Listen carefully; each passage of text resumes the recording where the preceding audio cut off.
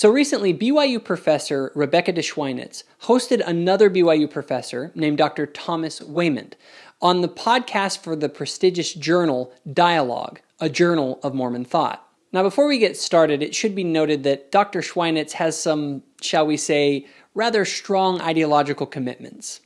I'll just kind of piggyback on Dr. Hadfield's comments about, critical race theory as one tool. And so this past conference made clear, if it wasn't already clear from what President Nelson and other general authorities have said over the last few years, that this type of work, the work of anti-racism, is a religious imperative. And I think that's a really important message from Kendi's book as we consider how we, according to President Worthen's directive, can put the resources of the university and ourselves into the work of anti-racism, and that it's not a flash in the pan, and that activism is not these big events, and change makers are not those, not accidental activists.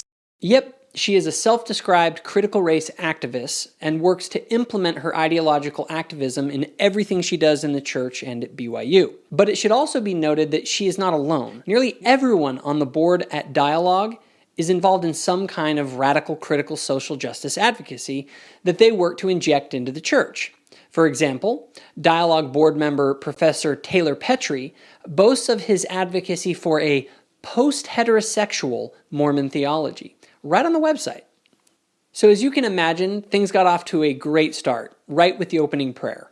Our opening prayer today will be offered by Dr. Rachel Gianni Abbott. Our Heavenly Parents, thank you for this new day to live life and learn lessons. Yeah, you heard right. Roll it again. Our Heavenly Parents, thank you for this new day to live life.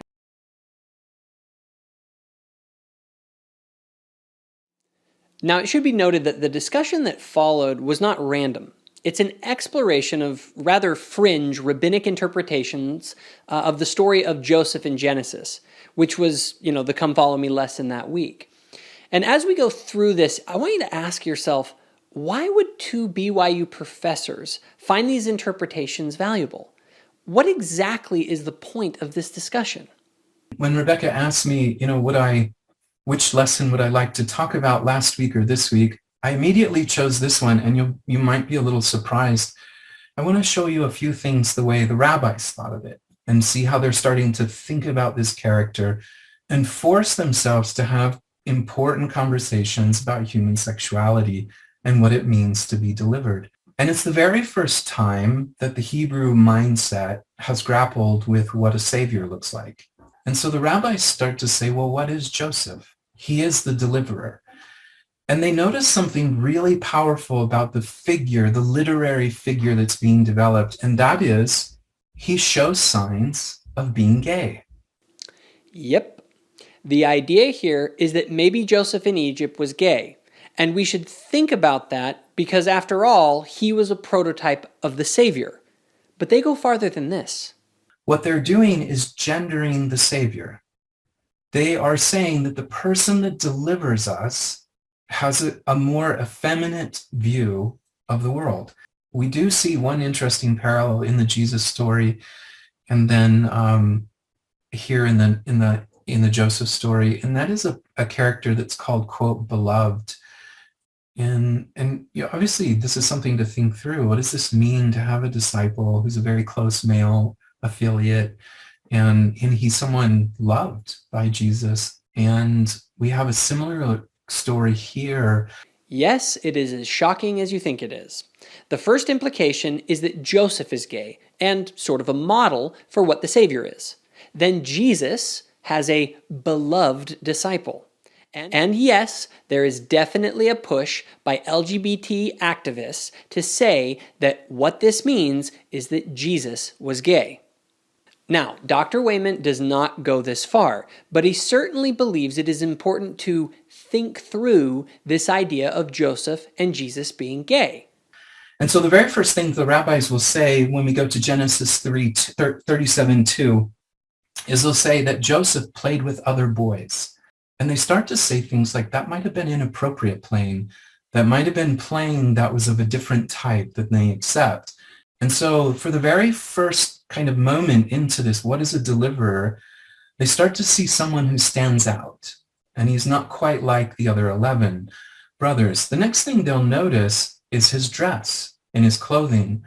And as you probably are aware, the coat of many colors is almost certainly a mistranslation of this idea. But the Hebrew doesn't likely mean it was multicolored. It means it's fancy. And they see this coat, and again, they're starting to gender Joseph. He's a fancy dresser, and he plays with boys. So these two BYU professors think that as we do our Come Follow Me studies of Joseph, it's important that we ponder on if Joseph, the model of the Savior, was a gay, fancy dresser who liked to play with boys in ways that may or may not have been appropriate. But it gets stranger. And Joseph was a goodly person and well-favored. And you probably have read that, before. You've heard that in lessons. That says Joseph was a hottie, literally. He was well-built and good-looking. The well-built really captures that sexual undertone. I believe I use the word attractive. There's a sense of sexuality to it. The next thing the rabbis will come to is they'll start to notice sexual connotations in his dream of the field. And so that Joseph's, if you will, product stands up and the others worship him. Yep, by stand up, he is implying that this is some kind of symbol and interest in an erection. Seriously, I wish I was joking.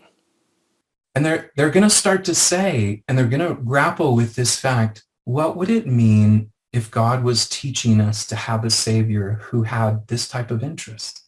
A Savior with interest in erections? What? And it will create a vantage point religiously for people who want to ask, is a deliverer mighty in power? Does a deliverer carry a sword? Or is a deliverer like Joseph? Is he someone who maybe was, if you will, effeminate, somebody who thought about his own clothing, who viewed himself in this way? So basically, we should ponder if the Savior was like Joseph, who was gay.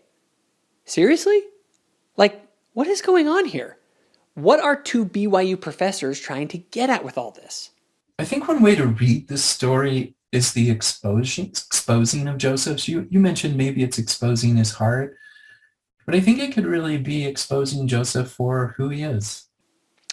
Ah, so that is what the story's doing. It's exposing Joseph for who he really is. He is a fancy, good-looking gay man who likes to play with boys. It's his identity. Is there some other message we're supposed to be getting here? Watching this video was bizarre. The full video is in the description, but now don't bother trying to comment on their video because they shut down the comments when people began to point out how absurd this all was. But seriously, what was the point of this discussion about these fringe views of the Joseph story and its implications about Jesus? Could it have something to do with the modern ideological shifts on notions of identity and sexuality? Does it have to do with the prevalence of these ideologies in the social science circles? Or perhaps the dependence on conformity to these ideologies in order to gain prestige in these academic disciplines? Now, I don't know much about Dr. Wayman, and I actually have had a lot of respect for other work that he's done. But perhaps we should consider that the views discussed by Dr. Wayman were nearly all the same as those found in a Jewish women's studies journal, which explicitly, quote, takes up the lens of queer theory to re-examine the Joseph story. Perhaps what we really should ponder is the impact of things like queer theory and critical theory on our academic establishments and how those people relate to the gospel of Jesus Christ. What we just watched is how some of the church's leading social scientists, BYU professors, this is how they do their Come Follow Me study. Are the ideologies in academia perverting their way that they look at the gospel? Is this sort of ideology compatible with the gospel, the family proclamation, the commandments? Does it build faith in the doctrine and commandments of the church?